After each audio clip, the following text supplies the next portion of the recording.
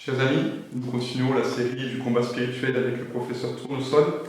Nous utilisons aujourd'hui la bande dessinée des bijoux de la Castafiore, où le capitaine Haddock subit la pire épreuve de sa vie. Il reste chez lui, mais l'enfer le visite puisque la Castafiore s'incruste chez lui. C'est la pire chose qui soit jamais arrivée au capitaine Haddock. Donc elle vient, elle est, il faut le dire, on va pas se mentir, tout à fait insupportable. Le sommet de son arrogance et de sa pénibilité est à la page 42, où la Castafiore est exaspérée qu'un reporter se soit introduit dans Moulinsart. Elle s'en prend à tout le monde en a pour son grade, le pianiste qui a fait 2 fausses notes, Madame Irma qui a perdu ses ciseaux, etc. Elle est puante, on va le dire. Et pour une fois, on se sent très proche du capitaine Haddock qui pète les plombs lui aussi plusieurs fois. Curieusement, il ne pète jamais les plombs directement contre la Castafiore, mais toujours contre d'autres. Donc c'est le perroquet qui s'en prend.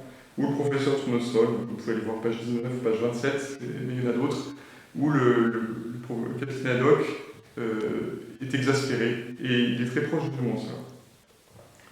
Ce qui est saisissant, c'est l'attitude du professeur Tournesol, qui lui est un ange de douceur face à ce désastre qu'est la Castafiore.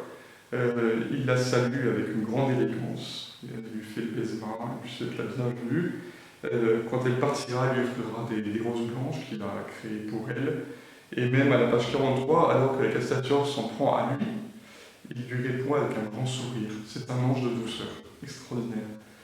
La seule personne qui ressemble d'à peu près, enfin de pas trop loin au professeur Tournesol, c'est Thérèse de Lisieux. Dans le manuscrit C, elle parle de la sœur Thérèse de Saint-Augustin en ces termes, et ça ressemble beaucoup à la situation du capitaine Haddock et du professeur Tournesol avec la Castafiore. Il se trouve dans une communauté une sœur qui a le talent de me déplaire en toutes choses. Ses manières, ses paroles, son caractère me semblaient très désagréables. Cependant, c'est une sainte religieuse qui doit être très agréable au bon Dieu. Aussi, ne voulant pas céder à l'antipathie naturelle que j'éprouvais, je me suis dit que la charité ne devait pas consister dans les sentiments, mais dans les œuvres. La suite, c'est qu'elle explique comment elle a tout fait pour faire comme si elle aimait cette sœur, en lui souriant, lui rendant service, en cherchant sa compagnie. Et un peu plus bas, comme elle ignorait absolument ce que je sentais pour elle, jamais elle n'a soupçonné les motifs de ma conduite et demeure persuadée que son caractère m'est agréable. Voudriez-vous me dire, ma sœur Thérèse de l'Enfant Jésus, ce qui vous attire tant vers moi, à chaque fois que vous me regardez, je vous vois sourire. Je lui répondis que je souriais parce que j'étais contente de la voir.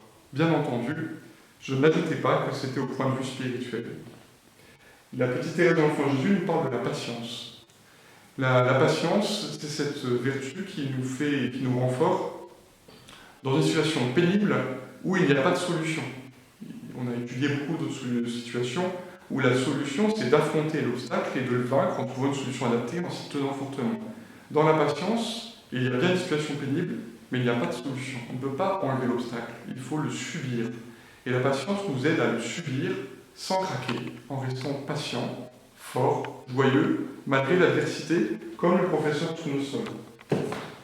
Saint Augustin nous dit une belle chose sur la patience.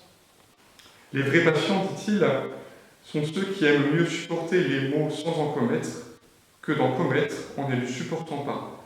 Donc vous comprenez bien, dans la patience, il y a un mal qu'on subit. Le mal, il est là, on ne pourra pas l'enlever. En revanche, nous, on peut rester bon, c'est-à-dire ne pas céder à la tristesse, ni à colère, ni à d'autres défauts, comme ceux du capitaine Haddock, par exemple, qui pète les plombs toutes les pages. La patience est donc un combat plus difficile parce qu'on est désarmé. C'est un combat contre nous-mêmes, où, à force de ténacité, on gagne un empire sur nous-mêmes en restant fidèle au bien, malgré cette épreuve qui nous lime.